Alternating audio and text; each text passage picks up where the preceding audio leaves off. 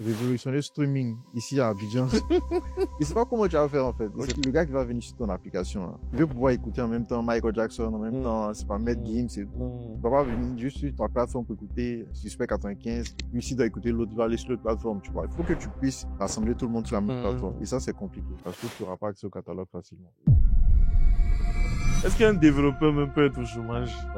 Moi, je pense pas, hein. Si tu es dev, tu es bon, il pense pas. Il y a toujours projet sur le côté. Non, si tu es un dev et que tu chômes, c'est que tu es un mauvais dev. C'est ça. Quand tu viens ici et que tu dis à un investisseur, ouais, tu as fait la France, tu as fait Harvard, tu peux lever des fonds facilement. On peut dire ce qu'on veut, mais c'est vrai, c'est une vérité. Ouais, tu vois. C'est plus difficile pour quelqu'un qui est quitté Abraham à côté de lever des fonds que quelqu'un qui est quitté, tu vois, c'est le marché, c'est comme ça. C'était nos frères de la diaspora, mais ils nous contactent sur WhatsApp et ils nous proposent des marchés. Ils ont un projet start-up. Quand on facture, ils trouvent que pour l'Afrique, genre, on mérite pas ce prix-là, en fait. Je pense qu'il faut que les gars comprennent qu'il y a des développeurs ici qui font des trucs de meilleure qualité que les gars qui sont. Exactement. Il faudrait qu'ils sortent de cette idée-là, que ici, là, bon, allez, il n'y a rien de. C'est le blend. Abidjan, mais des plus chers que Paris. Tu vois, ici, là, ça bouge, hein. Moi, il y a vu une vidéo, on dit que tu es le vieux père de Tamsi. De quoi est-ce qu'il s'agit? Bon. Tamsi, t'as bogna. C'est comment? Effectivement, bon. En fait, on se connaît depuis pas ça.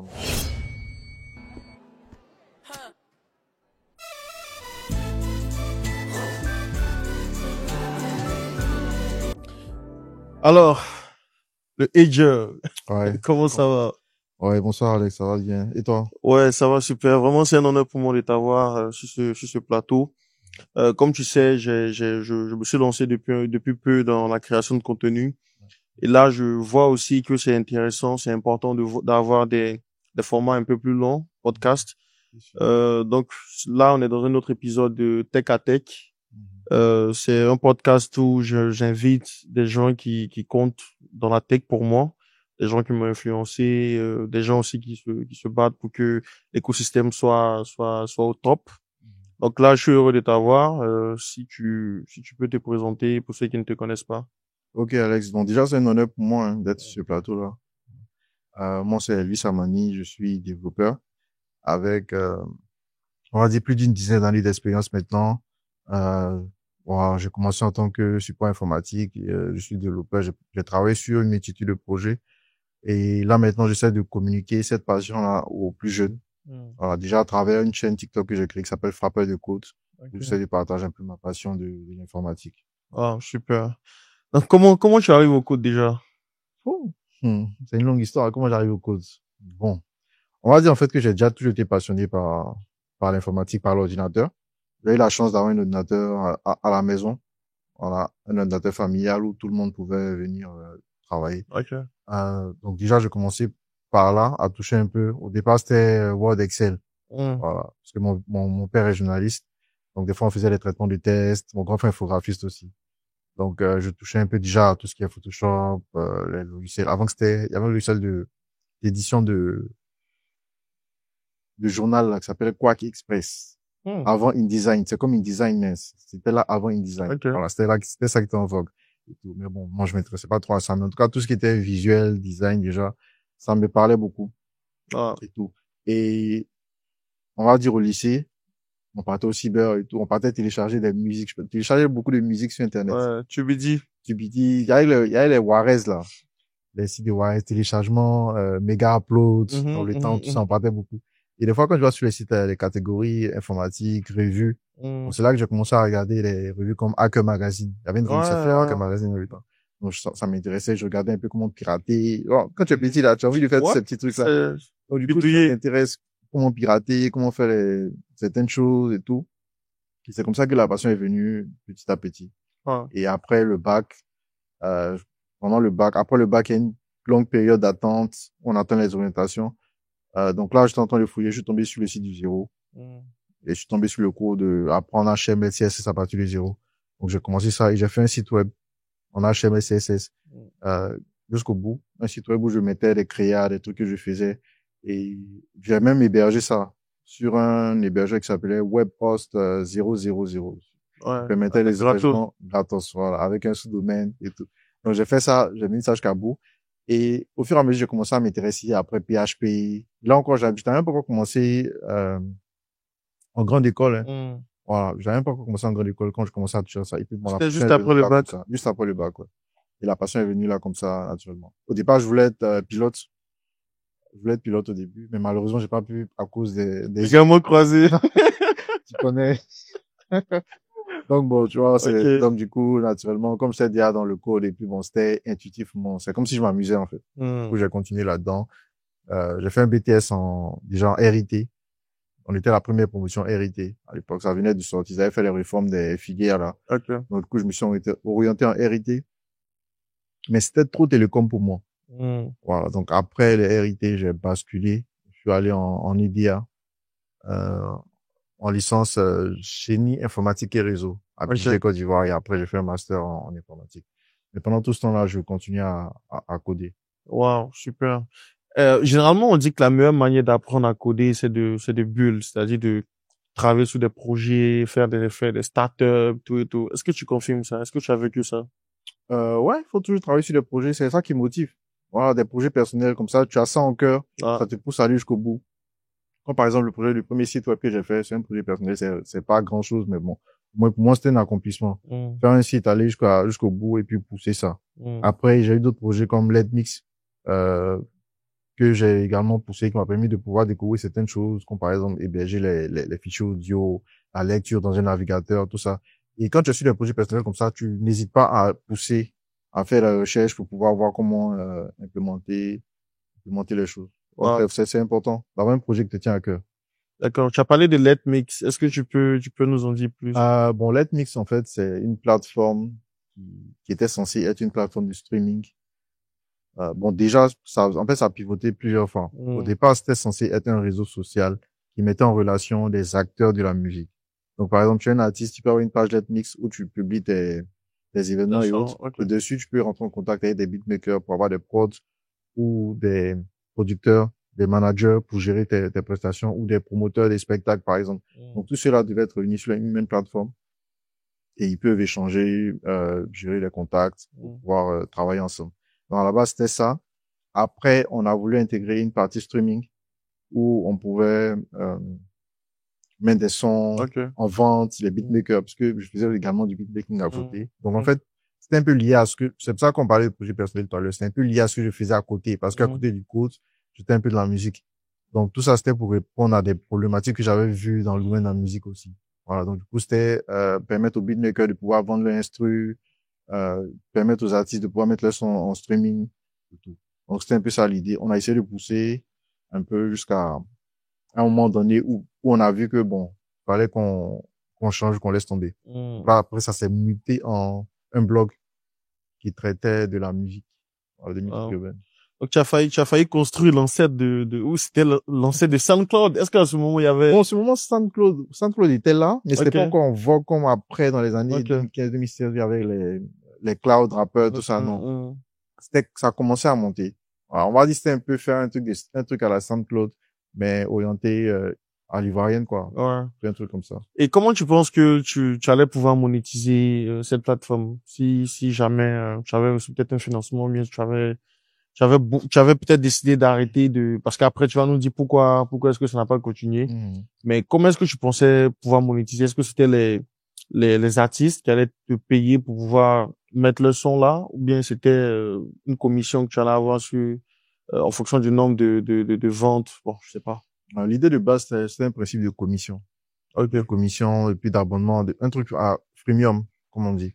C'est-à-dire qu'il y a les accès de base qui sont gratuits, et après, quand tu veux faire certaines choses, tu es obligé de payer. C'était ça, le principe.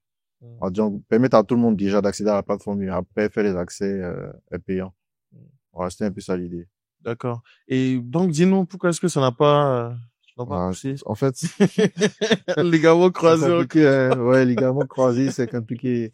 On va dire, en fait, que, bon, il y a beaucoup de choses, hein. Il y a des aspects personnels qui ont fait que j'ai arrêté.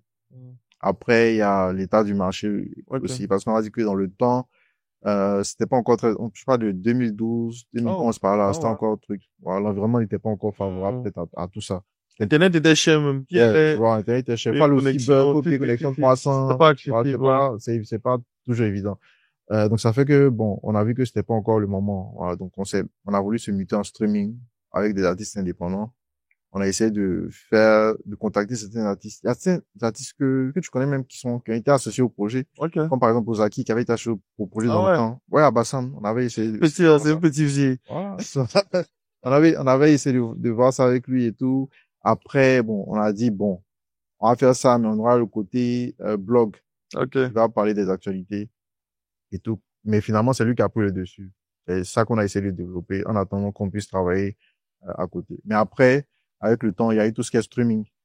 Il y a eu vraiment Spotify, Deezer, tous ceux-là qui sont venus et qui ont fait que, bon, vu qu'on voulait faire un truc de streaming, la concurrence, on n'avait pas vraiment le poids, en fait. Parce que, déjà, pour faire du streaming, il faut pouvoir fournir de la musique de base à ceux qui vont venir sur le site. Il faut avoir un catalogue très fourni de base. Soit tu vas sur une option SoundCloud indépendant, soit si tu vas vers un streaming classique pour pouvoir avoir accès au catalogue. Et c'est très compliqué d'avoir accès au catalogue.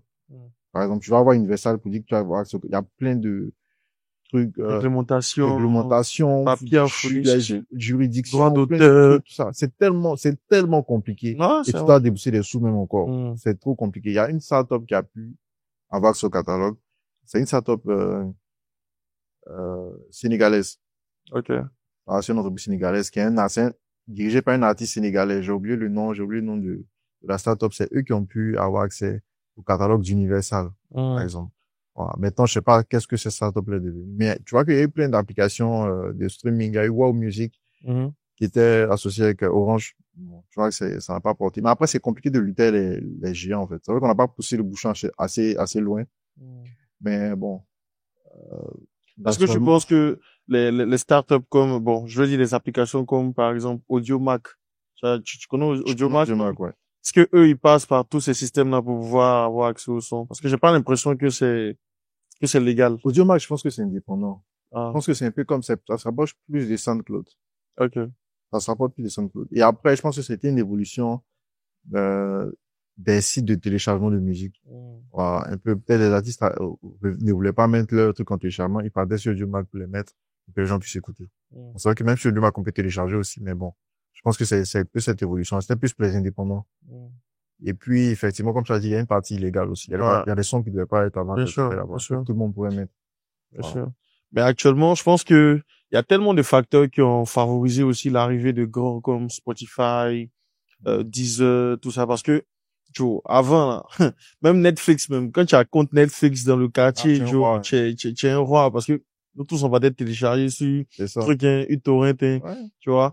Mais avec l'avènement je veux dire quoi, des cartes virtuelles, comme Jamo, tu vois, on a démocratisé, en fait, tu vois, démocratisé. Et puis, on parle de Jamo comme si, bon, c'était il y a 10 ans, que c'est 2019, 2020 que Jamo même a commencé réellement. Donc, ça signifie qu'on avait réellement un problème. Ouais, quand même. Et surtout qu'avant, bon, c'est UBA, hein, si tu as besoin de cartes, tu pouvais payer.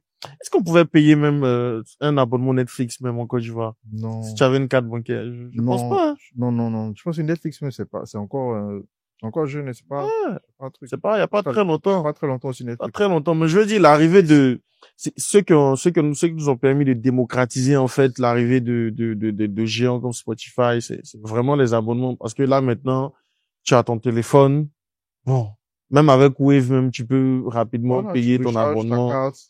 C'est devenu tellement accessible que. C'est ça. Le marché devait être prêt. Donc, je pense que si, Letmix avait aussi toutes ses faveurs parce qu'il y avait beaucoup de difficultés. Ouais. Comme on dit souvent, il y a des projets qui meurent parce que c'est pas forcément le temps. Tu vois, je pense qu'il y a certaines startups qui ont vraiment un bon timing.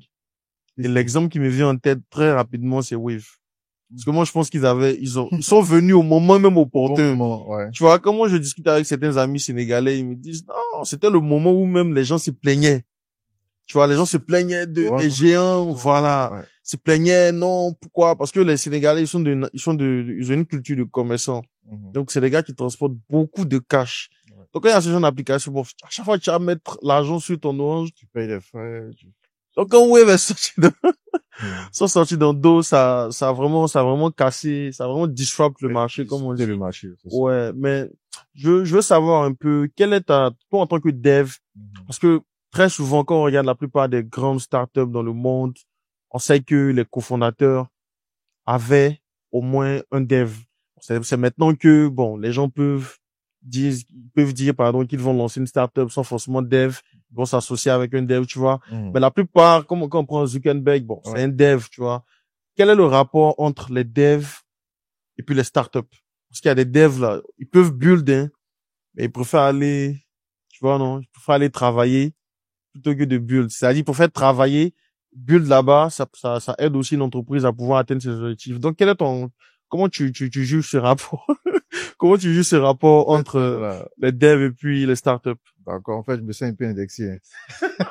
C'est pas indexé. Je me sens indexé parce que moi, je build en entreprise. Je suis Bien sûr, mais c'est pas mauvais, hein. C'est pas mauvais en tant que tel. C'est pas mauvais. Je build en salarié. C'est un peu l'un des trucs qui a fait que, bon, qui a fait que Letmix n'a pas, je pense que si j'étais à fond sur Letmix, ça aurait donné autre chose, tu vois. Comme j'ai dit, j'ai travaillé un peu tôt. Et juste après la licence, j'ai commencé à travailler. J'ai eu la chance de commencer à travailler. Donc, du coup, bon, je suis pas forcément porté sur l'entrepreneuriat. Voilà, sur les startups. Après, je pense qu'un dev le dev, en fait, n'a pas forcément la vision de créer tant qu'il crée, mais que ce soit pour une entreprise, pour une startup, bon, lui, ça lui parle, tranquille, c'est vrai. Il n'a pas forcément l'idée de faire un truc innovant, qui a révolutionné, qui a réglé le problème et tout. Bon, des fois, il est dans son truc, il regarde pas, il lève pas la tête pour regarder ce qui se passe. C'est un peu ça, en fait, notre problème, le problème des devs. Il y a pas, c'est pas beaucoup les devs, il y a pas beaucoup les devs qui ont cette vision-là, de pouvoir, penser à solutionner des problèmes, bien créer quelque chose, monter une startup et tout. Je pense que là, même si on parle de, je prends l'exemple de Apple, par exemple, avec Steve Wozniak et Steve Jobs. Je pense que Steve Wozniak n'a jamais eu envie de peut-être créer un gros truc comme ça et tout. Lui, il développe son truc dans son coin. Bon, ça lui va, quoi. C'est tranquille, quoi. Ouais. Ça dépend, je pense que ça dépend vraiment de la personnalité des gens. C'est vrai. Et tu penses quoi de l'écosystème depuis le temps où tu es en train de travailler sur Letmix jusqu'à aujourd'hui, comme tu as dit, comme on a dit tantôt, l'arrivée de grosses startups. Tu penses quoi de l'écosystème ivoirien? Parce que je sais qu'après Letmix, il y a aussi une app X14. Je sais pas si tu as déjà entendu parler. Ils ont voulu faire une application de streaming aussi. Bien sûr. Et qui n'a pas marché parce que c'est compliqué. Comme je dis là, c'est très compliqué. Wow. Donc c'est si compliqué que ça, hein? C'est compliqué. Les majors, c'est compliqué. Je me suis aperçu que c'est compliqué quand j'ai participé à l'Open. L'Universal a fait un événement à l'Hôtel Ivoire. C'est un événement ouvert, je n'ai pas tout d'Universal et tout, où ils ont exposé tous leurs produits. Ils ont parlé également de streaming. Ils ont parlé de l'application de streaming qui s'appelle c'est quoi le nom? J'ai oublié le nom. Une application française de streaming. J'ai oublié le nom. Ça m'échappe. Peut-être que ça va me revenir après et tout. Ils ont présenté l'application. Même l'application là, ça mousse pas, en fait. C'est difficile de concurrencer les géants Spotify, Deezer. C'est très compliqué. Et même avoir accès au catalogue. C'est très, très, très. Ils ont expliqué comment est-ce que la startup sénégalaise a eu accès à leur catalogue. Et tout ce qu'il faut, tous les trucs. J'ai vu que c'est vraiment un 5 fermé. C'est un 5 fermier. Très, très fermier.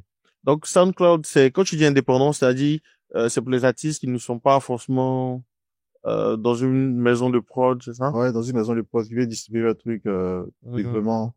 Voilà, donc avant tout le monde avait un compte SoundCloud, n'importe qui peut venir créer un compte SoundCloud et tout, mais tu peux pas venir créer un compte pour diffuser ta musique sur Spotify. Maintenant c'est possible avec des DistroKids et tout. Voilà. Wow. Mais avant c'était SoundCloud qui était pour les artistes indépendants. Donc ça signifie que bon, ici en Côte d'Ivoire actuellement, il n'y a pas réellement une start-up même qui arrive à faire ça parce que on s'est dit qu'est-ce que tu vas apporter de plus? C'est ça, non? Faire révolutionner le streaming ici à Abidjan. Je sais pas comment tu vas faire en fait, je sais pas. Parce que le truc c'est que le gars qui va venir sur ton application là, il veut pouvoir écouter en même temps Michael Jackson, en même temps, c'est pas Matt Gims et tout. Il va pas venir juste sur ta plateforme pour écouter Suspect 95 et puis s'il doit écouter l'autre, il va aller sur l'autre plateforme, tu vois. Il faut que tu puisses rassembler tout le monde sur la même plateforme. Et ça, c'est compliqué. Parce que tu n'auras pas accès au catalogue facilement. Wow. D'accord. Donc, de manière générale, quel est ton regard sur l'écosystème? Même le streaming aussi, pardon. Okay. Même le streaming aussi, là. L'un des trucs qui a fait qu'on a laissé tomber Letmix, c'est que Spotify n'était pas rentable jusqu'à très récemment. Et en fait, on regardait beaucoup Spotify. Tu as besoin de budget aussi pour pouvoir faire ce genre. Spotify n'était pas rentable. Ils ont eu plein de problèmes avec des artistes qui se plaignaient qu'ils n'étaient pas assez rémunérés. Il y avait plein de trucs jusqu'à ce que puisse être rentable. Même là, mon corps, c'est un peu compliqué encore pour Spotify de rentabiliser. Parce que le streaming, les artistes disent que ça leur profite pas vraiment. Les artistes d'ici, tu veux dire... Non, pas les artistes, dans le monde. Dans le monde? Américains et autres. Même pas ici. Nous, on fait pas non, c'est quand on stream là, c'est rien du tout, hein. Par rapport à les grosses têtes, comme, aux États-Unis. Ouais. Mais de manière générale, tu penses quoi de l'univers technologique en Côte d'Ivoire, en Afrique? Ouais, c'est intéressant, ça bouge beaucoup, hein. Je pense que aujourd'hui, là, on est en train de bouger. On n'a pas grand chose à envier à l'environnement anglophone. Alors, les choses commencent à bouger un peu. On a des startups qui font des levées de fonds, un écosystème assez bien huilé. On a des studios de startups comme le M Studio, par exemple, qui sont là, qui accompagnent les startups et tout. Donc, je pense que quand même, il y a de bonnes choses comparé à il y a une dizaine d'années, par exemple. Qu'est-ce que c'est le bon moment de lancer sa startup? Ouais. Okay. C'est le moment, hein. C'est le moment ou jamais. Okay. C'est le moment ou jamais. Il y a les investisseurs qui sont prêts, qui regardent, qui scrutent, en fait. Ouais. Vu qu'il y a l'exemple, il y a des modèles, il y a Wave, il y a Jamo qui ont bien marché ici. Donc, on s'est dit, OK, il y a un potentiel, il y a de l'argent à se faire, en fait. Donc, on peut investir sur ce marché-là. Avant, les gens ne voyaient pas. Mais maintenant, les gens voient que, il y a des modèles qui marchent. Donc, ils s'intéressent. Si tu as un produit qui peut répondre à un besoin, je pense que ça peut marcher. OK. Donc là, tu as parlé, par exemple, du M Studio. Je pense que, très souvent, ils publient des offres sur leur page où ils cherchent des cofondateurs, développeurs. Ouais. Mais généralement, le profil, tu vois, ce genre de profil-là, ils sont déjà en entreprise, tu vois. Parce que si on veut build une solution aussi solide, il faut un bon CTO, tu vois. Donc c'est pour ça aussi que j'ai demandé tout à l'heure le rapport entre, les devs et les startups. Donc, quel est ce genre de dev? Est-ce que c'est les devs qui aiment beaucoup plus l'aventure, qui se lancent, qui cherchent à build des solutions, qui cherchent à avoir une startup, ou bien c'est quel profil de dev? Je pense que les devs qui doivent... Bien, est-ce que c'est pas des devs qui ont déjà, qui ont travaillé toute une vie? Les devs qui doivent build des startups, là. Je pense que c'est eux qui ont acquis de l'expérience en entreprise. OK. Il faut avoir acquis, suffisamment d'expérience en entreprise pour pouvoir venir, build des startups. C'est vrai. Okay. Parce qu'il y a tellement, un CTO là, on n'est pas CTO dès qu'on sort de l'école. D'accord. Un CTO, il doit avoir quand même un bagage technique à venir proposer. Si tu n'as pas travailler dans les multinationales, dans les grosses entreprises et tout, pour être confronté à un certain nombre de problèmes, ça sera compliqué quand tu rentres dans l'environnement de startup. Voilà. Tu n'auras pas tout le recul, toute l'expérience nécessaire pour pouvoir monter un startup. Soit tu vas aller peut-être du startup en startup, tu vas essayer ça. Ouais, la chose aussi. Puis à un moment donné, ça va prendre. Mais je pense que les startups ont plus besoin des gens d'expérience. Ouais. Le M Studio, par exemple, bien chez ce CTO, là, je pense que c'est pas le petit gars qui vient de sortir de l'école, quoi. Sûr. Voilà, c'est le gars qui a assez de bagage et qui veut maintenant se lancer en entrepreneuriat. Et je pense que ils ont bien fait parce qu'ils fournissent un accompagnement de qualité aussi, parce que tu lances pas à partir de zéro. Donc peut-être les premiers mois ça a galéré un peu, mais après eux-mêmes t'accompagnent, voilà, pour que tu ne sois pas vraiment 0-0 quoi. Au moins ils t'accompagnent avec leur partenaire, avec des sous, des moyens et tout, pour que tu puisses monter. Voilà. Donc peut-être le gars, pour moi c'est le gars qui est en entreprise, qui a travaillé peut-être 10 ans, 15 ans et tout. Il a fait ses économies de côté, il dit, OK, il me lance en entrepreneuriat et tout.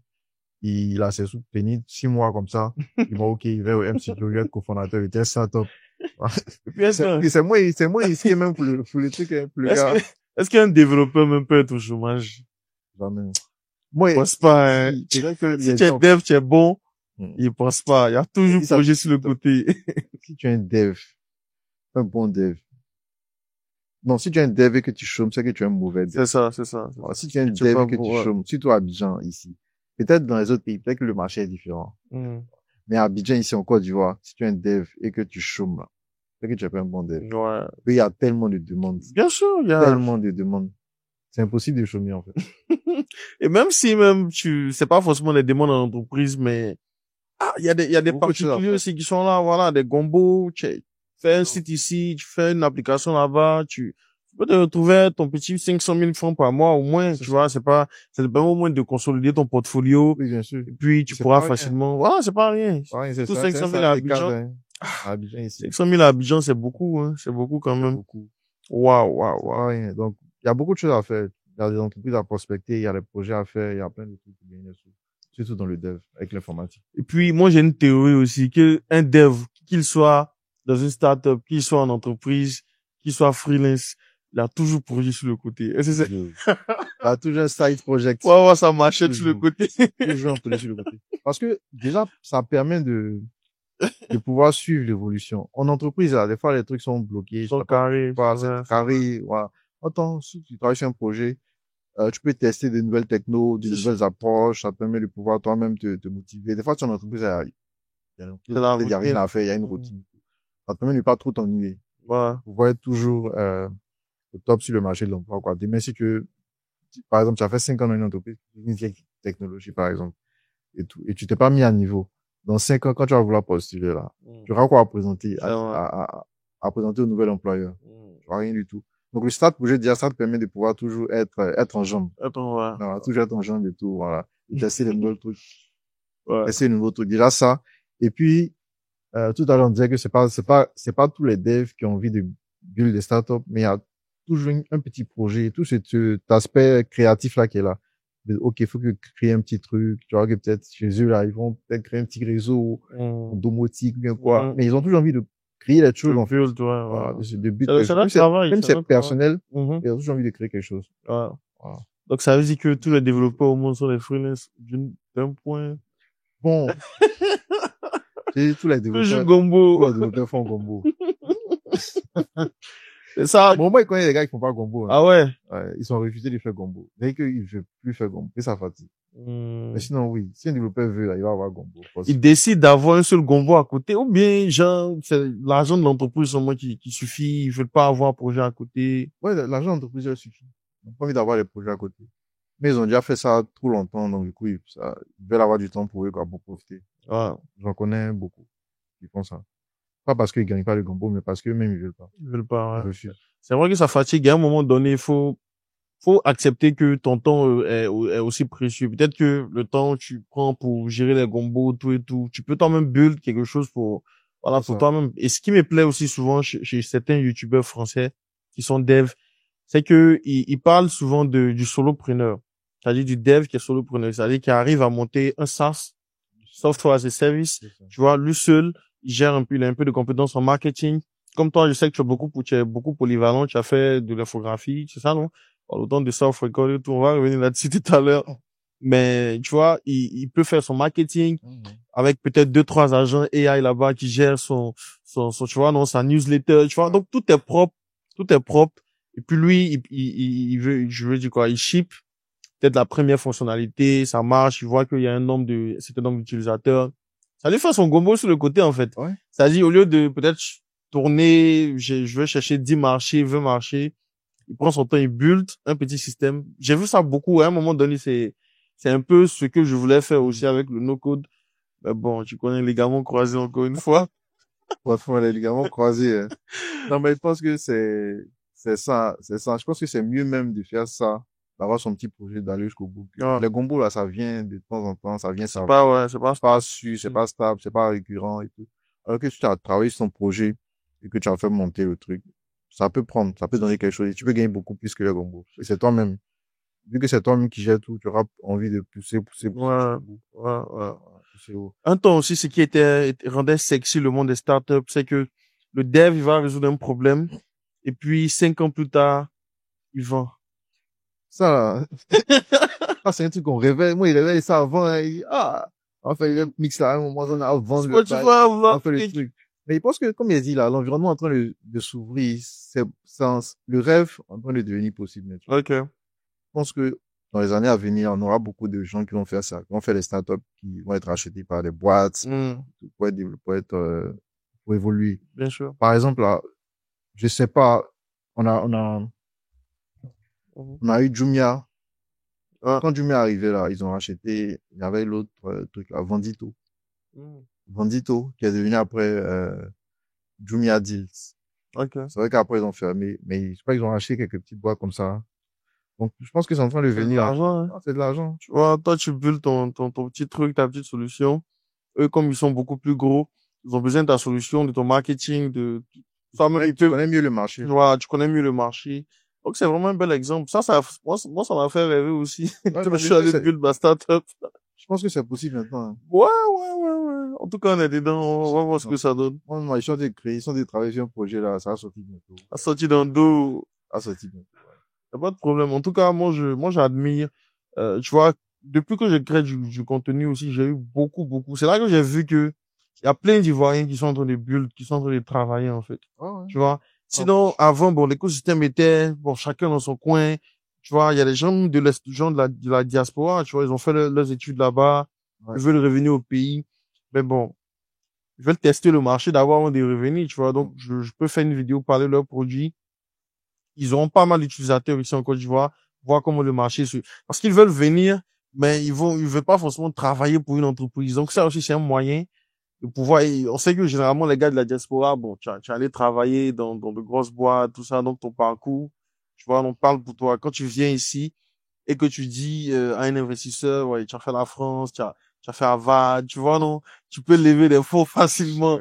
Ouais. On peut dire ce qu'on veut, mais c'est vrai, c'est une vérité, Ouais, tu vois. C'est plus difficile pour quelqu'un qui est quitté Abraham à côté de lever les fonds que quelqu'un qui est quitté, tu vois, c'est le marché, c'est comme ça. Mais ça me fait vraiment plaisir de voir des Ivoiriens build. Dernièrement, j'ai un gros coup de cœur actuellement. Je vais faire une vidéo sur cette startup là spécialement. Pendant un moment, mon coup de cœur c'était Wave, mais cette startup là en train de faire du feu. Déjà, ouais, c'est Chariot. Chariot, voilà, tu vois, j'ai sorti PDF. Tu vois, cette startup, tu sais, moi je suis start-upper, tu vois, je suis pas seulement créateur de contenu, je suis entrepreneur. Donc, oui, bien sûr. je prends le temps aussi de regarder un peu ce que la startup fait, comment est-ce qu'ils travaillent, leur process. Mais les gars, ils sont sur un gros truc, hein. Ouais, je vois. Non, ils ont créé un écosystème. Et c'est des Béninois. Il y a un Ivoirien là-dedans. Ça m'a fait plaisir de voir que c'est des gens de l'Afrique de l'Ouest, en fait, tu vois, de l'Afrique francophone en plus. Parce que très sincèrement, j'avais rarement vu un produit de cette qualité-là fait par les francophones. Sérieux? Sérieux, parce que étant au Ghana, bon, j'étais confronté, j'étais chaque jour avec les Nigérians. Donc, c'est les startups ils vont parler de les startups. Moi, quand mes demandait, dit quoi? Jamo Wave, demain, quand tu viens, Jamo, mais qu'est-ce qu'il y a? Il n'y a pas autre startup chez toi, tu vois? Donc, quand tu vas regarder un peu les landing pages, c'est que en regardant simplement une landing page, tu peux déduire du sérieux d'une startup ou pas, tu vois, non? Chariot va sur les landing pages, gars. Tu verras un peu non, tout ça, en fait, c'est tellement beau et leur projet est vraiment centré sur lui. Ça, vraiment, c'est mon coup de cœur actuellement. J'espère que ça va continuer longtemps. On aura beaucoup de success stories comme ça aussi dans l'univers francophone parce qu'on en a besoin. Oui, on a besoin de ça. Voilà. Effectivement. Il faut que les gens s'associent. Je pense qu'avant aussi, les gens s'associaient pas beaucoup. Ouais. Le gars, il est seul, lui seul, il veut faire son truc, quoi. Justement. On a compris qu'il faut s'associer. Tu es un gars du marketing, trouve un développeur et tout, puis vous essayez de construire un truc ensemble. Et puis après aussi, il faut pouvoir mettre les sous quand il faut mettre les sous, quoi. S'il faut que vous preniez un UI designer pour venir faire une belle interface pour aussi, vous faites ce qu'il y a à faire et puis vous portez votre projet. Voilà. Parce qu'il y a ça aussi quand on est. C'est ça. Une des raisons aussi pour lesquelles j'ai aimé Wave, j'ai aimé Jamo, je suis en train d'aimer Chariot, c'est le concept de MVP. Et toi qui es développeur, tu vas beaucoup plus nous expliquer c'est quoi même un MVP. Parce qu'il y a plein de développeurs qui pensent connaître, mais bon, tu vois, ils se disent que c'est seulement avoir une seule fonctionnalité, ou bien ces trucs. Donc, pour toi qui es développeur expérimenté, c'est quoi un MVP? Le MVP, en fait, c'est le Minimal Valuable Product. Okay. C'est-à-dire ton produit avec le minimum de fonctionnalités. C'est-à-dire que la fonctionnalité cœur de ton produit, de ton application. J'essaie de faire en sorte que ça sorte sur le marché très tôt, très rapidement pour pouvoir tester rapidement sur le marché. Et ta fonctionnalité là, ça n'a pas besoin d'être parfaite, Je prends par exemple le cas de Uber, par exemple. Au début, quand ils ont lancé Uber, aujourd'hui, quand tu commandes Uber, ça te met en relation automatiquement avec un chauffeur. Mais avant, c'était manuel. C'est ça. C'est-à-dire qu'ils ont fait une application pour mettre en relation des clients et puis des chauffeurs. Mais quand tu lances une commande là, c'est quelqu'un derrière qui appelle un chauffeur pour savoir, est-ce que tu es disponible et tout. On a une course pour toi. Et puis, ça met le lien. C'est vrai que c'est manuel. Mais une fois qu'ils ont éprouvé, qu'ils ont testé l'idée, qu'ils ont vu que ça marche, mettons, on vient travailler derrière pour automatiser. Donc, déjà, ça te permet de tester rapidement le produit avec une fonctionnalité, avec un truc basique même. Basique, ouais. Très basique. Et puis après, derrière, tu travailles sur le marge, sur le produit. Parce qu'après, il y a une règle, la loi de Pareto, ça s'applique aussi à ça, qui dit que 80% des utilisateurs vont utiliser que 20% des fonctionnalités de ton application, de ton produit. Donc du coup, ça sert à rien de t'emmerder à vouloir tout développer d'abord avant de lancer sur le marché. Concentre sur le cœur de ton truc, tu lances et ça te permet de tester, déjà faire des économies de temps, de sous, et puis voir si ton produit marche ou pas. Waouh, c'est tellement bien dit. Et comme je disais, c'est une des raisons pour lesquelles j'aime Chariot parce que actuellement, je t'assure que leur produit, pour moi qui ai déjà vu des produits concurrents sur d'autres marchés, je sais que leur produit n'est pas encore c'est pas encore à 100%. Mais ils arrivent quand même à développer, à donner de la valeur. Parce qu'en fait, avec le minimum de fonctionnalités, ils arrivent à délivrer de la valeur. Des gens payent pour leur service, en fait. Tu vois. Ça. Et à partir de ça, ils commencent à build on top. Ils build on top. Genre, en fait, ils écoutent beaucoup les utilisateurs. Et c'est ce qui te permettra de gagner du temps en tant que dev. Ça. En tout cas, quand tu es dev et que tu es entrepreneur aussi. Et même quand tu n'es pas entrepreneur, même si tu travailles sur un projet et qu'un client vient avec un cahier des charges, c'est toi le dev, c'est toi qui dois chercher à build. S'il veut travailler, il veut travailler avec toi sur le long terme, tu peux lui faire comprendre que, bon, il n'a pas forcément besoin de toutes ces fonctionnalités-là. Peut-être que ton argent va diminuer un peu. Ah, mon Dieu. Peut-être que ton argent va diminuer un peu, mais en réalité, on n'a pas forcément besoin de tout. Il faut build avec ses utilisateurs, tu vois. C'est ça, oui. Sinon, après, c'est toi seul qui veux utiliser ton application. Et comment je vois ce genre de start-up faire ça, vraiment, je suis... C'est ça, ouais. C'est le rôle du dev de conseiller aussi le client quand il est dans lui. Il doit lui dire que bon, ok, ça, c'est pas possible. C'est pas, ouais. Non, laisse ça. Concentre-toi sur telle chose. Et puis bon, ça va donner. C'est ça. Donc, un seul workflow arrive à marcher. Comme un exemple palpable même, c'est Jamo. Depuis qu'ils ont lancé Jamo, en fait, c'était compliqué de changer sa photo de profil. Ouais. Tu vois? Est-ce que ça, c'est parce que c'est difficile à faire? Pas difficile à faire. Mais quelle valeur ça apporte? Bon, si tu as déjà ta photo, ton truc marche ou pas? Est-ce que ça te délivre de la valeur, tu vois? Alors que je connais certains devs qui ont dit non, j'ai pas envie de lancer parce que bon, la page de connexion n'est pas encore bien faite, on peut pas changer de photo. C'est juste en train de perdre du temps sur ce qui n'est pas forcément utile. Et il y a une start-up aussi en Côte d'Ivoire c'est une entreprise qui aide les start-up à build le MVP, qu'on appelle Todo. Eux aussi, ils travaillent quand même sur de belles choses. Ils ont aidé pas mal de fintech de l'autre côté, tu vois, parce que, si tu veux recruter des développeurs dans d'autres pays, tout et tout, ça va te coûter cher. Ouais, c'est clair. Donc, eux, ils ont des marchés internationaux, tout ça. En tout cas, après avoir créé du contenu pendant 6 mois, je me dis qu'il y a quand même des gens qui travaillent à Abidjan. Ouais, il y a des gars qui bossent. Hein. Ouais. Les gars qui bossent. Et la question que je voulais aussi te poser, c'est, est-ce que ça paye, être développeur? Est-ce qu'il y a là dedans? Ça paye, hein. Franchement, ça paye. Ok. Ça paye pas. Faudrait pas que les gars, pas les gars vont tomber sur moi après. Non, mais ça paye, franchement. Okay. Ouais, plus sérieux, ça paye. Ça paye, ça paye. Ok. Je dis ça paye. Okay. On va dire, en fait, que si tu es bien orienté, et tout, tu vas tirer ton épingle du jeu. Ok. Quand je dis bien orienté, là, je veux dire les technos. Faut être alerte, par rapport à ce qui marche, par rapport au marché du travail, par rapport à ce que les gens veulent. Des fois, ils voient les vidéos, par exemple, sur TikTok ou sur YouTube, où on dit non, ouais, PHP, faut pas faire du PHP. Les gars en Europe qui font ces vidéos-là, et puis nous ici, là, on n'a pas les mêmes réalités. Ici, à PHP, ça marche. Ça marche encore. Ça paye. Par exemple, si vous les écoutez pour dire non, moi, il faut pas PHP, mais faire Python, mais faire tel. Python, ok, ça va. Mais faire peut-être tel truc, tel Java, ou bien quoi. Ça paye, certes, mais tu auras moins d'opportunités que si tu fais du PHP. Il y a plein de boîtes ici qui utilisent du PHP. Donc, du coup, si tu vas sur les plateformes de recherche d'emploi et tout, tu sais de voir les techniques qui marchent et tout. Tu poursuis par rapport à ça. Mais sinon, ça paye. En tout cas, déjà, ça paye par rapport au gombo. Enfin, par rapport au freelance. Side business. Ouais. Side business, au freelance. Si tu es bon, tu seras beaucoup contacté. Et puis, sur le marché de l'emploi aussi, ça paye. Parce que les développeurs sont très, très, très recherchés. Quand tu vas sur un site de recherche d'emploi, sur 10 offres, tu auras 6 qui seront relatifs à l'informatique et au développement, en général. Ça, si la demande est forte, c'est dit que le besoin est là. Le besoin encore. Tu peux te vendre plus cher. Pas beaucoup de personnes qui font du développement. Et qui sont bons. C'est ça, c'est surtout ça aussi. Surtout la qualité. Du coup, quand tu es bon, là, forcément, ça paye. Donc, quelles sont les caractéristiques d'un bon dev? Un bon dev, déjà, il doit être curieux. Il doit être toujours dans la recherche, en train de bosser, en train d'être informé sur les nouvelles technologies. Ça, c'est une des premières choses. Il doit avoir des compétences en problem solving. quand tu viens lui poser ton problème, tu vas pouvoir savoir comment est-ce qu'il va analyser. Ouais. Ça, c'est la compétence clé même. Ouais, ça, c'est le cœur même. Ouais, C'est ça, que, c'est le cœur. on va parler d'IA peut-être tout à l'heure et tout. Ouais. Mais ça, c'est vraiment est-ce que comment en fait, quand le client vient te voir là, comment tu décomposes pour dire à l'IA C'est ça. que c'est comme ça qu'il doit faire? Comment tu arrives à tu orientes décomposer en petits segments et puis tu résous? Ça, C'est une compétence à avoir. Là, il faut que le gars soit vraiment persévérant. Des fois, il a rencontré des bugs, des problèmes et tout. Si c'est décourageant, il va vite laisser tomber, quoi. Voilà.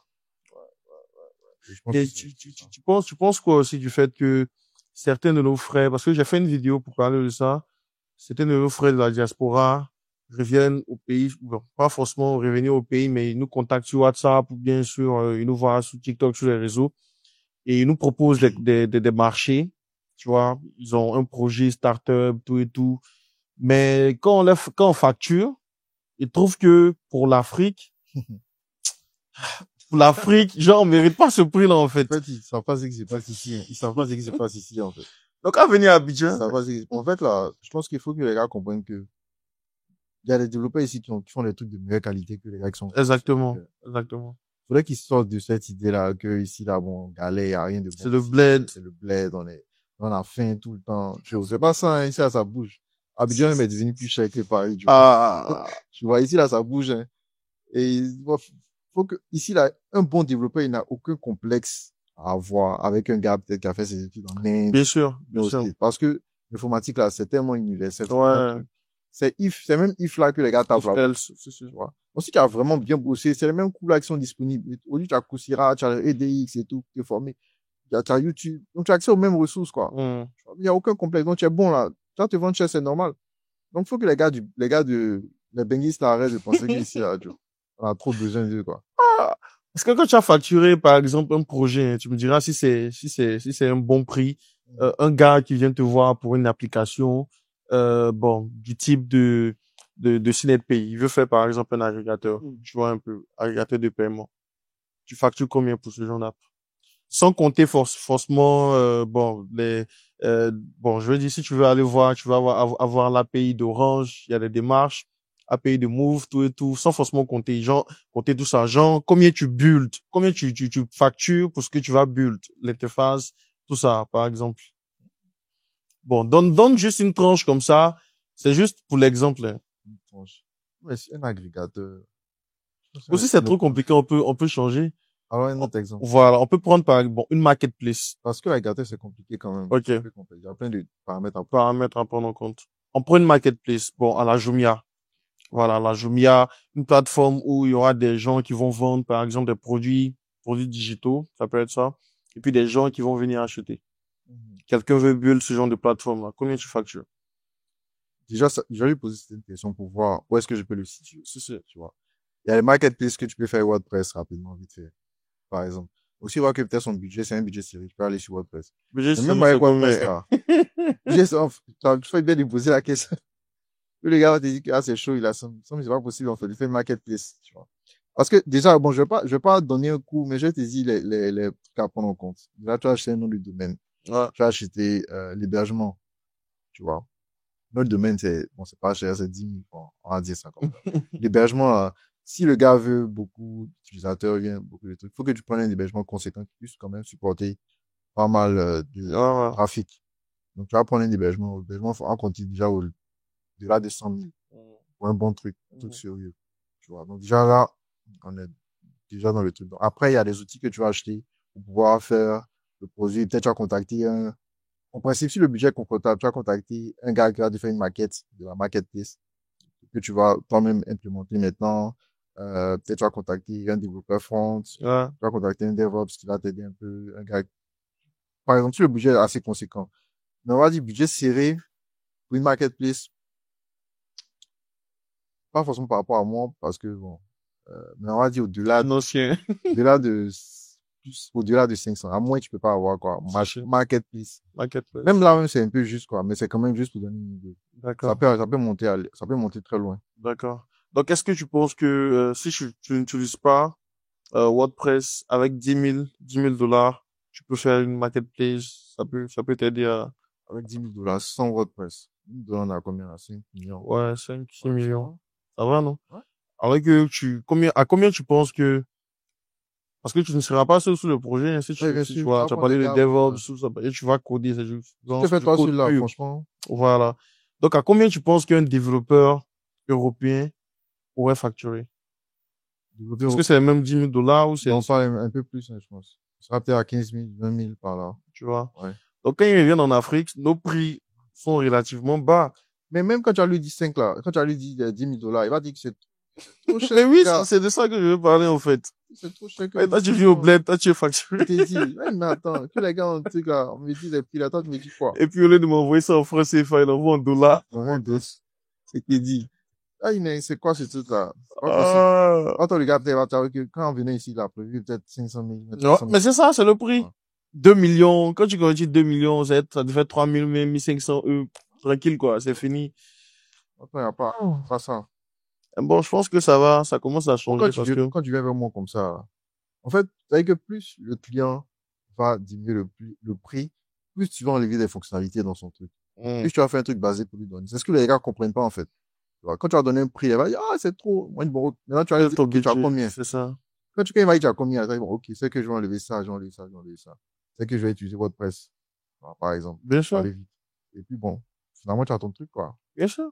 Donc, j'aime cette catégorie de devs aussi qui s'adaptent, hein. C'est-à-dire, en fonction du budget aussi, ils arrivent à utiliser une technologie parce que il y en a qui ne sont pas trop no-code, ils sont pas trop, tu vois, non, ils préfèrent coder. Ils sont les puristes, tu vois. Ouais. Tu penses quoi de ce cas? Parce que je te donne un exemple. Un client qui vient, par exemple, j'utilise Webflow, j'utilise Flutterflow pour genre faire une mobile app tranquille, vite fait. Ça va me coûter quoi? Peut-être je vais payer 200 $ pour une année de Flutterflow, j'ai l'hébergement. Tu vois, peut-être je vais payer 10 $ pour le nom de domaine, c'est tout. Ou bien pour les plateformes, 99 $ pour Apple, c'est 29 $ 25 $ pour Android. c'est tout, tu vois, non? C'est tout. Ouais. Maintenant, tout le reste, là, c'est de l'argent qui te revient. Ouais. Donc, en tant que dev, pourquoi tu veux forcément vouloir tout coder pour qu'on dise que non, tu es l'enfant guerrier? Les gars, eux, ils veulent prouver qu'ils sont forts. Mais en fait, le client, lui, il s'en fout de tout ça. Tu vois. Tu vas me dire que non, mon bouton, là, il a mis tel truc derrière et tout. Est-ce qu'on quand on clique là, ça marche? Ouais, Si on clique, ça marche pas là, c'est donc, du coup, je pense que le dev aussi doit être efficace. Doit chercher à être efficace. Ça sert à rien de montrer que toi, tu es le plus geek que tout le monde. Ouais. Si tu fournis pas les produits qui résolvent, pour résoudre le besoin du client. Voilà. Donc c'est vraiment ça. Je pense qu'il faut aller vraiment vers l'efficacité. Les gars qui codent en dur, là, mangent, je les apprécie pas trop. Voilà. C'est pas les gars qui mangent le marché. Je pense que il faut être efficace. Surtout aujourd'hui à l'aide de l'IA, là, avec les outils qui sortent, là, vraiment très efficace. À la limite, un framework. Le framework, là, quand même, il a quand même une base. Il t'apporte une certaine base de sécurité, d'organisation sur laquelle tu peux t'appuyer. Après, si tu as toi-même construit ton framework au fur et à mesure, ton framework personnel, il n'y a pas de problème. Mais coder à la toujours, là, franchement, je pense qu'il faut être quand même efficace, quoi. Je pense que ceux qui veulent se jouer les durs, là, faut coder un site internet, un langage C, ou bien Pascal, ou bien un truc. C'est là, on voit. Ça rime à quoi, en fait? Tu vois, non? Ça rime à quoi? Ah! Sinon, bon, on est à l'ère comme tu as dit, l'ère de l'IA, c'est une belle transition aussi. Donc, tu penses quoi de ce qu'on appelle vibe coding, de tous ces outils qui sortent chaque jour, et puis on dit ça va bannir les développeurs, les développeurs partis. Tu penses quoi de tout ça? Ouais, les gens, ils détruisent les développeurs. Non, mais en fait, le vibe coding, là, le vibe coding, pour moi, c'est pas mauvais en soi. Déjà, le vibe coding, c'est quoi, en fait? Pour moi, le vibe coding, c'est le fait de générer du code, faire une application ici, sans taper une seule ligne de code. Voilà. Et c'est pas toi-même qui va venir écrire. Tu donnes juste des prompts, à l'IA, à Cursor ou à ce que tu veux à l'Overable et tout. Et il te génère automatiquement le code et l'application. Voilà. Je pense que c'est pas mauvais en soi, mais il faut que la personne qui fasse ça, sache ce qu'elle fait. Il faut savoir orienter l'IA. Si c'est une personne lambda qui ne sait pas ce qu'elle fait là, je pense que ça, c'est problématique. C'est bon pour avoir des petites applications, des petits MVP et tout. Mais, si tu ne sais pas la qualité du code qui est généré derrière, tu ne maîtrises pas tout ce qui est sécurité, tu ne sais pas si, ça suit les bons principes d'architecture et tout, tu cours vers la catastrophe, quoi. À un moment donné, ça va exploser. Il y a l'exemple il y a un gars sur Twitter là qui a fait un SaaS, il a fait un SaaS sans taper une seule ligne de code. Le SaaS même là, il a commencé à générer des sous les gens commençaient à utiliser son service, hein. Il s'est vanté déjà sur Twitter.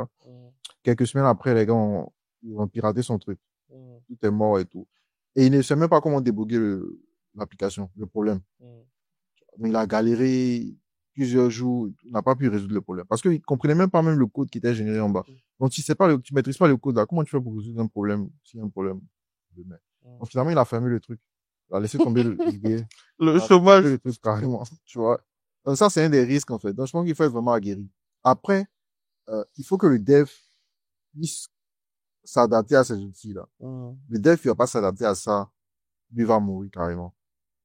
Tu vois. Parce qu'en fait, on est en concurrence avec des devs qui utilisent des IA. Donc, on doit nous-mêmes se mettre à l'IA et puis, élever. Parce que, en fait, le niveau d'abstraction a changé. Même plus à l'étape de pisser du code. Désolé, excuse-moi du terme, hein.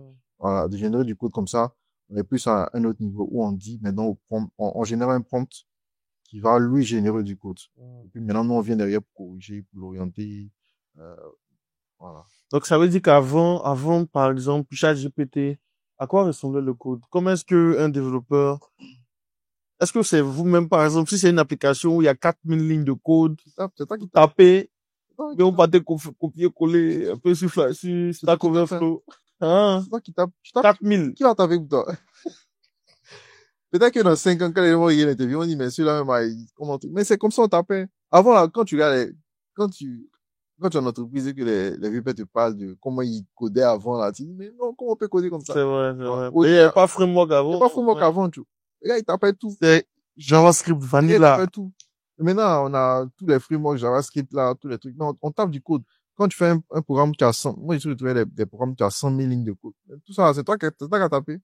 Personne n'a tapé. Donc, le gars va te venir son problème, va t'expliquer, le problème. Toi, tu vas décomposer maintenant ton truc.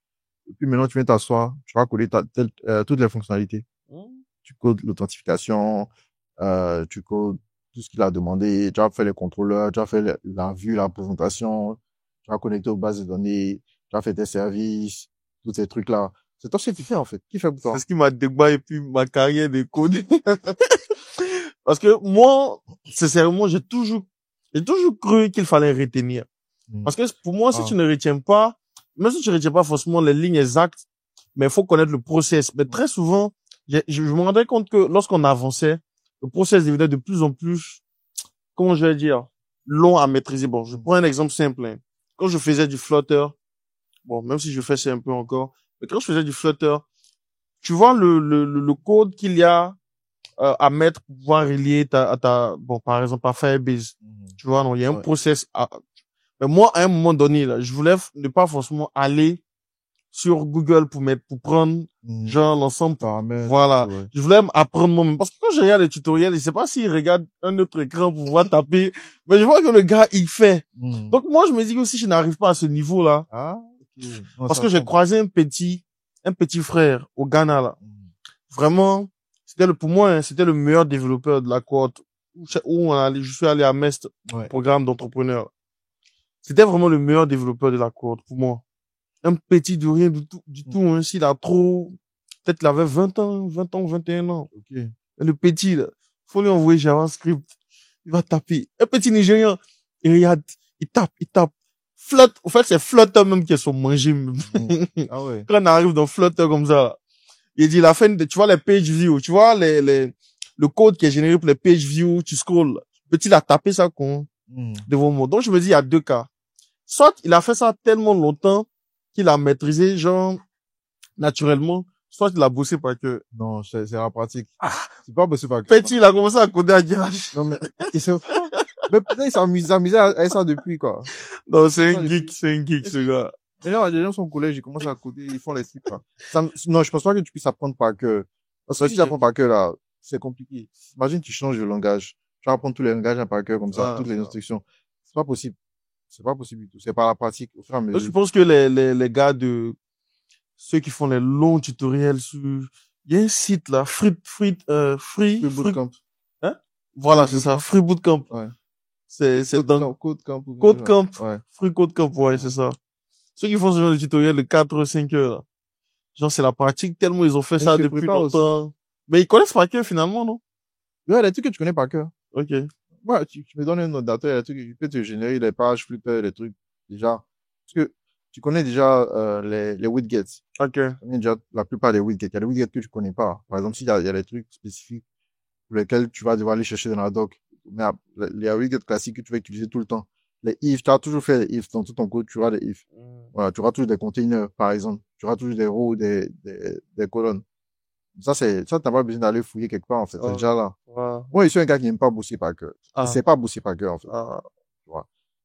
Au lycée, là, moi, je bossais pas les citations. Ouais, il partait toujours des exemples. Voilà. Donc, du coup, là, c'est par la pratique que ça reste. Wow, super, super. Donc là, en 2025, parce que tu dis que ça fait très longtemps que tu as appris à coder.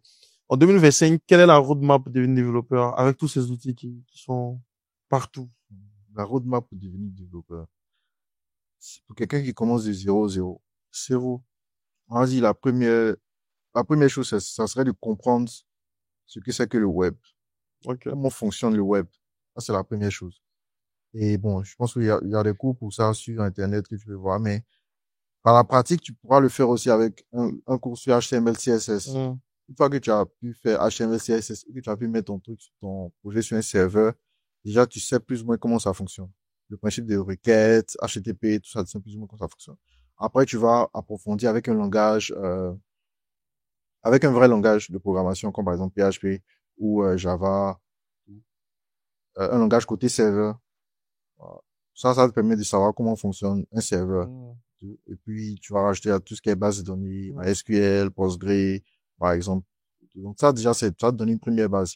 Et après, tu vas approfondir maintenant chacun des aspects avec du JavaScript, en profondeur, avec des frameworks maintenant.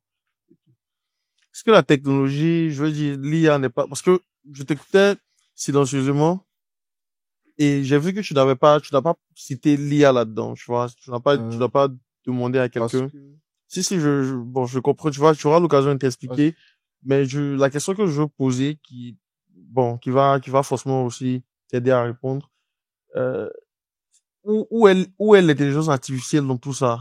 Et puis, est-ce que la technologie elle-même n'est pas en train d'emmener les gens à être paresseux, de pas forcément comprendre? Parce que, le niveau d'abstraction, plus on est abstrait, lorsqu'on ne sait pas réellement ce qui se passe à l'intérieur, plus, bon, on est un peu abruti, en fait. Je sais pas si tu vois. Donc, j'aime vraiment l'exemple. Donc, si tu peux commenter aussi ce que je viens de dire. Ouais, je pense que il faut comprendre ce qui se passe sous le capot, quoi. C'est vraiment très important pour un développeur. C'est pour ça que j'ai pas parlé de ça au début. Je pense que le débutant, là, il doit pas s'emmêler avec les histoires d'IA. Au début, il doit comprendre vraiment ce qui se passe en bas. Et puis après, maintenant, une fois qu'il maîtrise ce qu'il comprend, là, maintenant, il peut passer au niveau supérieur d'abstraction. Où tu génères avec des prompts. Parce que tu sais vraiment ce qui se passe en dessous. C'est pour ça que j'ai pas parlé de ça. Sinon, un développeur junior, on va dire, qui a passé l'étape du débutant, junior, qui va vers senior et tout. Lui, il peut commencer à travailler avec l'IA. Il doit même commencer à travailler avec l'IA. Mais pour le débutant, là, je vois pas la nécessité. Pas besoin pour apprendre. Parce que, comme tu as dit, là, ça va abrutir la personne. Ça va rendre la personne paresseuse. En fait, la personne va même pas savoir comment les choses fonctionnent en vrai. Ça va l'abrutir, en fait. Et ça va creuser un fossé énorme entre les bons devs et les mauvais devs. Voilà. Tout à l'heure, on parlait des 4000 lignes de code, là. Les 4000 lignes de code, là. C'est vrai que, ouais, c'est beaucoup. Mais il faudrait pas que les gens pensent que c'est la partie la plus importante du code, la plus essentielle du code.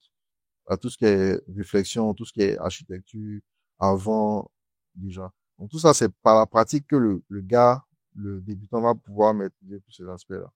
Voilà. Donc, après, quand tu vas dire que, OK, faut plus taper toi-même tes codes, du coup, bien au-dessus, il n'aura pas de problème parce qu'il sait déjà comment ça fonctionne, comment les requêtes doivent partir ici, comment ça se récupère, comment ces API fonctionnent, quoi. Il n'y a pas de problème là-dedans. Wow. Super.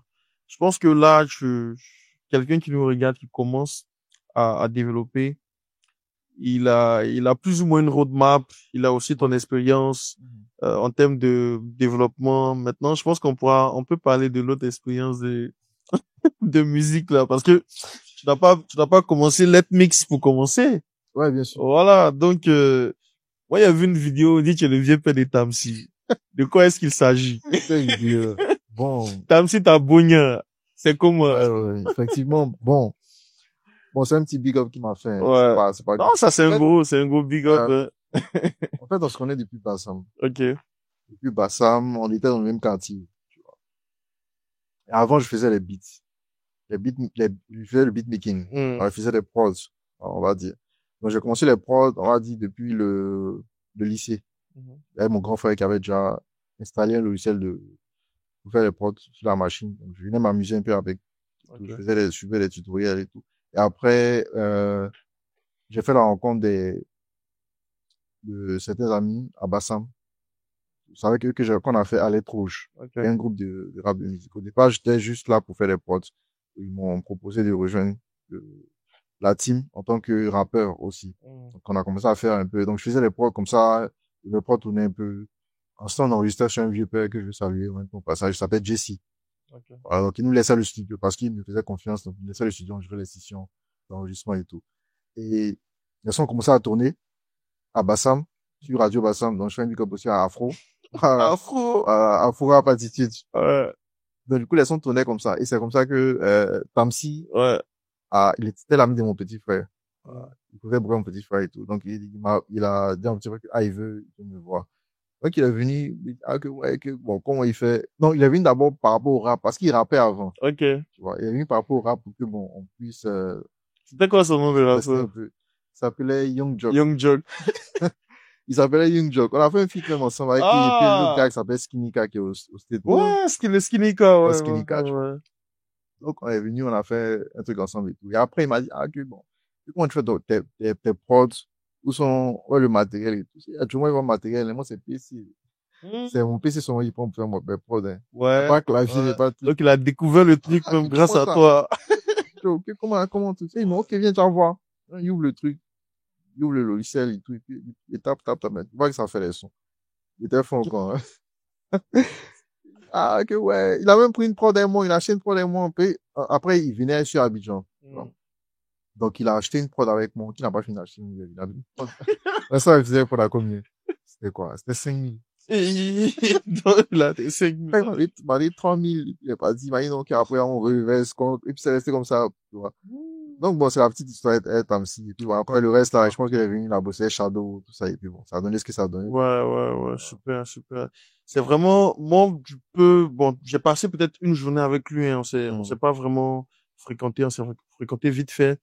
Mais j'ai vu vraiment le bosseur qu'il est, en fait. Ouais, c'est un bosseur. Parce que c'est pour ça que je le compare souvent, du même état d'esprit que les Ozaki. Je pense vraiment que c'est des gars qui doivent percer. Parce que depuis longtemps, ça dit moi, moi, je suis un peu plus âgé qu'eux, mais quand même, on peut dire on a le même nombre d'années en termes de musique. On a découvert ça peut-être les mêmes années et tout. Donc ça fait vraiment plaisir de voir. Et qu'est-ce que tu as ressenti lorsqu'il t'as fait ce big up là?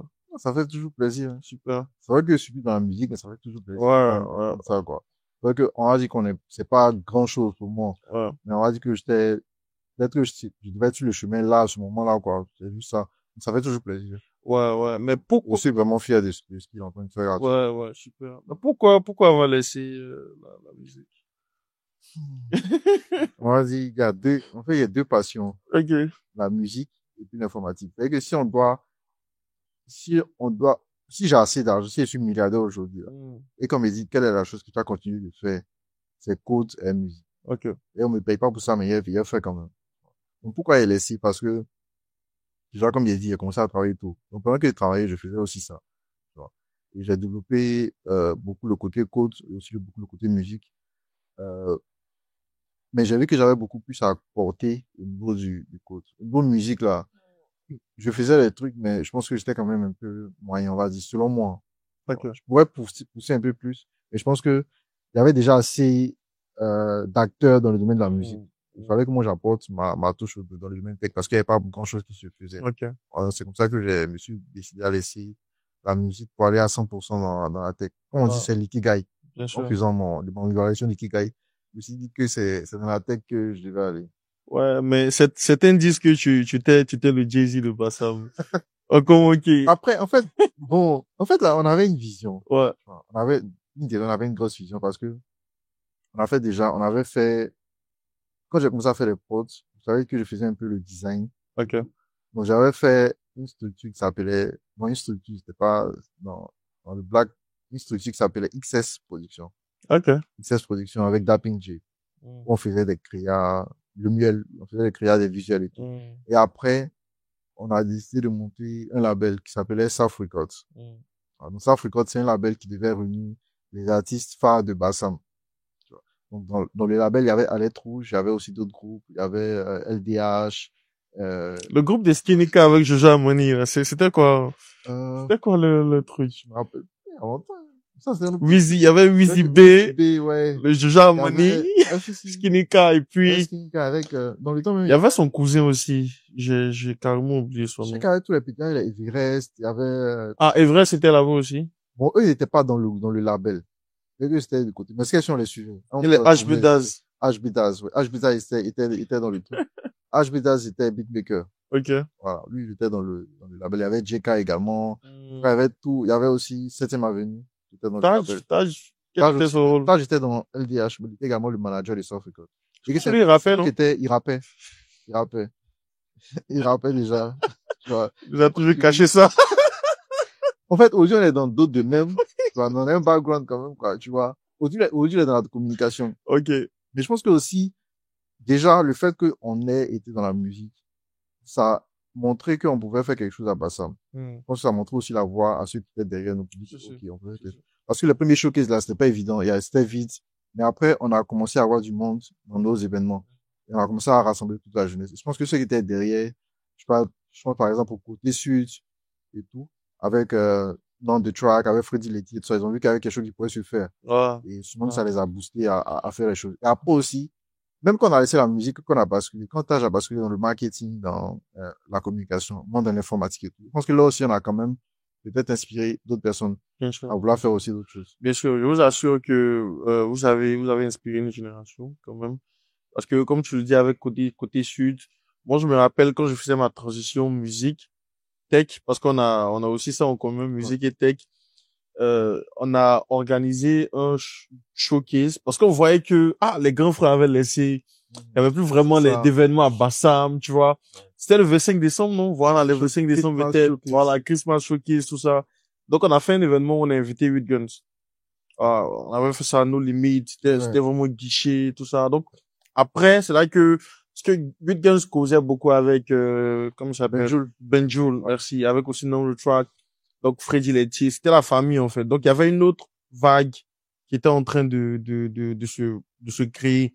C'est cette vague là aussi actuellement ceux qui continuent de pousser, qui représentent bien Bassam, c'est Damsi déjà, aussi Famous Freaky et Ozaki. Donc je sais pas si tu as commenté, ouais, big up S sur le Oza. S sur le Oza. Ozaki même là, avant même côté sur l'état dans South Record, l'état dans South Record, Ozaki a longtemps. C'est un long t-shirt de En fait, ça s'appelait Black Clash.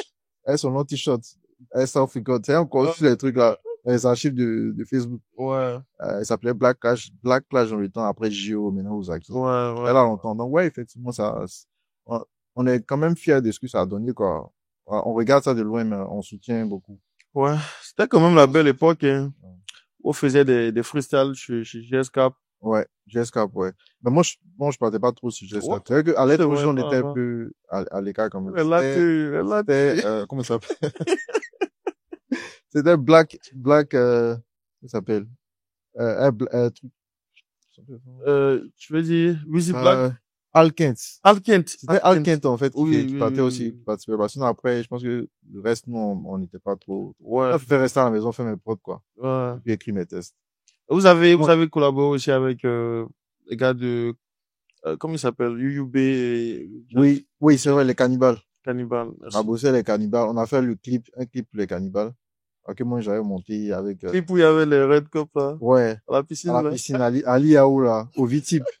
Ça, c'est des archives, hein. Faut garder ça, faut garder ce truc-là. Oh, wow. On a réalisé le clip parce qu'en fait, vu que South Records c'est un label, on voulait nous-mêmes faire tout. Et le truc, c'était que nous, on puisse tout gérer. Ouais. C'est-à-dire des prods, au visuel, à tout ce qu'il y a à faire.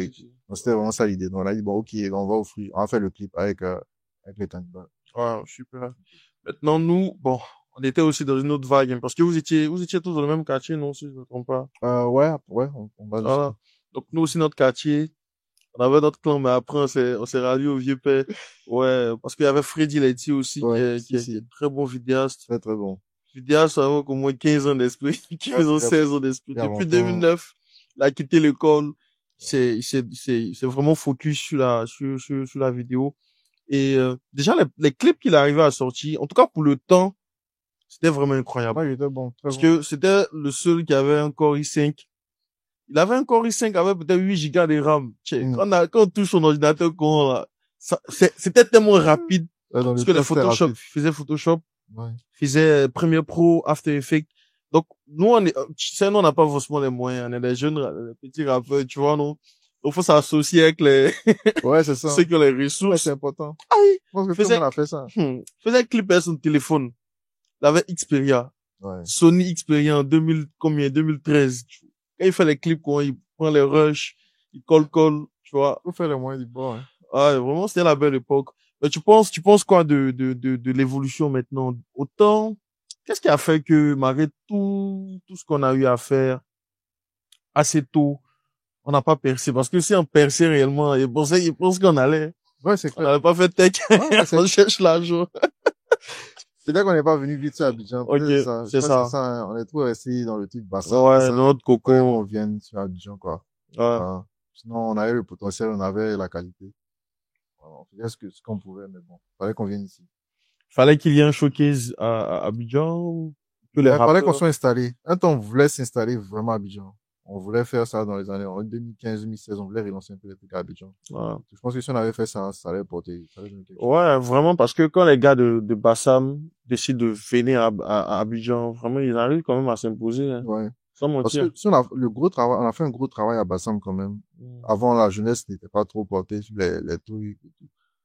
Il y a une anecdote sur un showcase de Kif No Beat, un concert de Kif No Beat à Bassam, où c'était carrément vide. C'est les gars de Kif No Beat qui sont venus en car, et les gars du Benjerville sont venus remplir le coin. Voilà, ça, c'était au début. Sérieux? Et c'est cette anecdote-là. Ça, peut-être que, je sais pas si on peut raconter ça, hein. Mais, en fait, il y avait un vieux père qui s'appelle Ricky. Ricky, le gangster shit. Il s'appelle Ricky. Qui était à Bassam, qui est venu à Bassam pendant la crise. Lui, il connaissait l'un des managers de Kif No Beat. Parce qu'avant, ils avaient 3 managers. Et c'était dans la période où Kif No Beat faisait la Kif No Tour. Ils venaient de sortir leur premier album, cadeau de Noël. Et ils faisaient des tournées. Et en principe, Bassam n'était pas complet dedans. Et comme lui, il était à Bassam, il avait rejoint Bassam,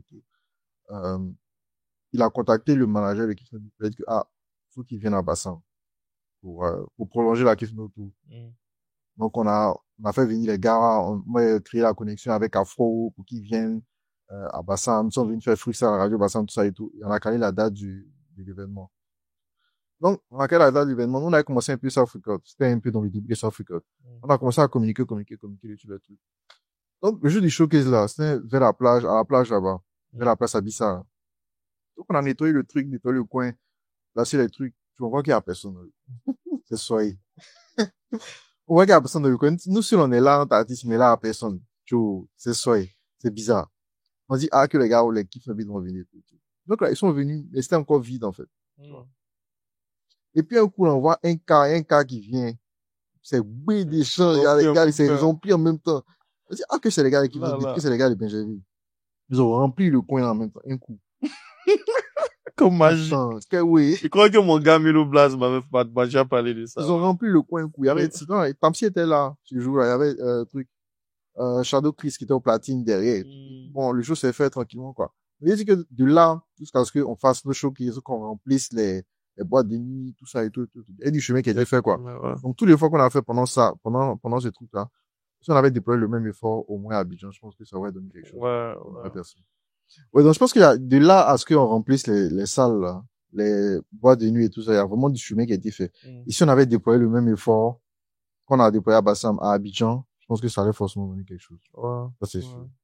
C'est vraiment sûr, parce que c'était l'époque aussi où Kif No Beat n'était pas aussi intouchable que ça, hein. Ouais, non, tu vois, ils commençaient eux aussi, tu vois, ils commençaient à monter, donc, et ils étaient vraiment c'était aussi des gros bosseurs, ils étaient là. Donc, quand il y a un événement, forcément, ils vont chercher à venir aussi C'est ça. se présenter. Ils avaient quand même une bonne visibilité. En tout cas, ils commençaient à avoir une bonne visibilité. Donc, Ils avaient une bonne stratégie. waouh. Est-ce que tu as d'autres exemples aussi de gens qui viennent de Bassam, qui sont leaders dans ce qu'ils font? Dans ce qu'ils font. Non, on a déjà cité les noms. Je pense qu'il y a Ozaki. Ah. Par exemple, il y a Jeune Benjoul qui a pu se faire une place aujourd'hui parmi la pléiade de beatmakers qu'il y a aujourd'hui, qui est ici. Qui a fait des prods, quand même. Giga de Cali, il a fait Giga de Cali. Il parlait ça matin avec un ami, franchement. Il écoute toujours ça, actuellement. Non, c'est un bon gars. Donc, bon, quand même, ils ont pu creuser, leur trou au milieu de tous les géants d'Abidjan, hein. Je pense que c'est déjà bon. Bon, bizarrement, j'arrivais pas à rappeler si c'est prod. Benjoul. C'est particulier. C'est plutôt non, je crois, qui était mon gars, mais Benjoul, au fait, il y a une sonorité, tu vois, non, c'est trop, c'était toi, tu vois, non? C'est un truc, tu vois. C'est pour ça que quand Whitgirls quand il prend ses beats, là, c'est lui seul qui peut avoir flou. Ouais, non, c'est clair. Ses pros sont particuliers. Ouais. En tout cas, pendant un temps, les gars matchaient vraiment Whitgirls et Benjoul. Ouais, c'est ça. Les gars matchaient vraiment. Mais ça continue toujours. Il y a un nom du track. Très fort aussi. Très, très bon. Ouais. On Freddy, lui reste dans sa tanière toujours. Un temps, il voulait faire beat aussi. C'est ça le beat qu'il fait. Du reste de ton univers. Il y a Zo Karanga, je sais pas s'il vient de petit, mais je pense qu'il non, il vient pas de Bassam. Freddy. Ouais, il venait souvent à Bassam pour faire des clips, tout ça. Et mais non, il vient pas de Bassam. Mais il y a Jojo Amoni, ouais. C'est vrai que j'avais oublié. Ouais, si. Jojo Amoni qui s'est reconverti en vidéaste aussi, hein. Ah, il fait les clips, il était au concert de Didi B, tu vois, non. On s'est croisé même à Archibat. En tout cas, il s'est reconverti en vidéaste. Il dit, toi, est-ce que tu savais un jour que tu allais être vidéaste? De toute façon, tu parlais. Il était dans le rap. Quand Freddy te demandait 15 000 ou 20 000 pour faire ton clip, de toute façon, tu parlais, là. Mais il est passé de l'autre côté. Il va comprendre. Il va comprendre le bail. Oh, mais ça fait plaisir, hein, c'est cool. Ouais. En tout cas, je pense qu'on a vraiment fait le tour, hein. On a parlé de tout, de l'univers musical, l'univers technologique et puis une fusion des deux aussi. Ouais. Parce qu'on a tous les deux fait un peu des deux. Je pense qu'il y a eu pas mal d'évolutions dans le secteur aujourd'hui. Bon, tu fais un concert, même tu peux streamer le concert. C'est ça. En live. Tu vois, tout ça, c'était des idées aussi de start-up. Malheureusement, on n'a pas accroché, mais il y a toujours des problèmes, en fait. Tu vois, quand il y a des gens, il y a des humains, une société, il y a toujours des problèmes, il y a toujours de nouvelles approches qui peuvent émerger. Il y a toujours des choses. Ouais. Donc, moi, je pense que, avec l'IA aussi, il y a beaucoup de choses. Si. Ouais, en parlant de l'IA et puis musique même, Joe, il y a des gens qui, tu vois, non? Il y a des gens qui mettent leur voix. Est-ce que je pense qu'on peut créer de nouveaux sons totalement avec l'IA, tu vois? Mais ça existe déjà. Je pense que ça existe déjà, peut-être. Spotify. De nouveaux instruments. Non, nouvelle musique même. C'est-à-dire Spotify, ils connaissent son historique. Je pense que j'ai dû voir un truc comme ça où ils arrivent à générer des musiques en fonction de ce que tu as l'habitude d'écouter, de mettre ça dans ta playlist. Je pense que ça a commencé à venir. Donc, on voit un flow de Booba qui est sorti. Mais je pense que là, peut-être, il y a l'éthique. Est-ce qu'ils ont le droit de faire ça et tout, la question. Je pense que les gens font ça, mais niveau éthique, c'est pas encore trop ça, quoi. Je vais pas utiliser la voix de Booba pour mes chansons. Ouais, mais est-ce qu'il y a un peu trouver les phases qu'on trouve dans le rap, là? Voilà. 9DI. Il va parler des 9DI. Je pense que tu peux. Easy. C'est truc. S'il a appris tous les morceaux de Booba. Ah, non, tu peux remplacer Booba, mais c'est les développeurs, il peut pas remplacer d'abord. Il va pas remplacer Booba. Ah! Mais s'il peut faire ce que Booba fait. Ah, Joe, là. C'est peut être les 9DI, les Easy, les... Pourquoi pas? Une fois, tu vois, non? Est-ce que c'est impossible en tant que s'adapter? Je pense que tout le monde doit s'adapter. Même le musicien doit s'adapter. Ouais. Le musicien, par exemple, tu peux utiliser l'IA pour t'aider à sortir des rimes sur certains trucs, pourquoi pas?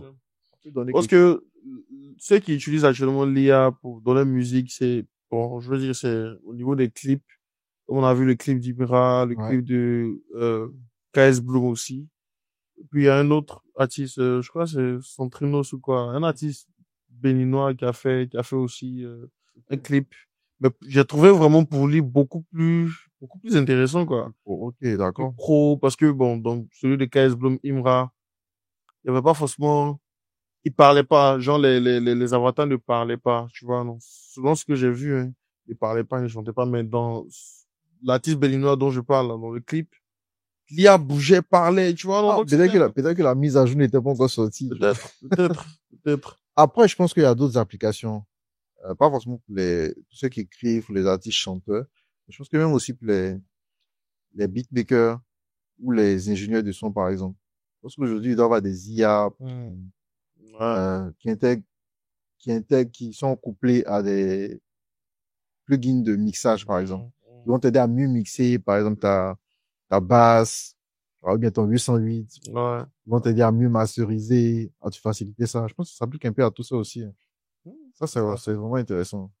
Où est-ce qu'on va? En tout cas, ce fut vraiment un bel échange. Ouais, j'ai eu l'honneur de t'avoir sur ce podcast. Je pense qu'on arrive vraiment à la fin. Donc, si tu as un dernier mot avant qu'on termine. Ben, c'est un honneur pour moi d'être sur ce plateau, hein, d'être un des premiers à participer à ce podcast-là. Et en tout cas, beaucoup de courage et beaucoup d'encouragement pour ce que tu fais. C'est vraiment très intéressant. Et je pense qu'on avait vraiment besoin de ça. Voilà, d'influenceurs tech. On n'en avait pas assez et c'est vraiment bienvenu, ça, salut. Voilà. Donc, je tiens aussi à encourager tous les autres développeurs, les personnes qui nous suivent à se mettre à l'IA. C'est vraiment l'avenir, quoi. Il y a eu un avant IA, là, on est dans la paix IA, comme il y a eu un avant Jésus-Christ après. Là, c'est vraiment une autre ère, quoi, vraiment, quoi. Il faut apprendre à utiliser l'IA et à faire de ça son allié. Voilà. Sur ce, je vous dis merci d'avoir suivi. Abonnez-vous. À la prochaine. Ciao, ciao.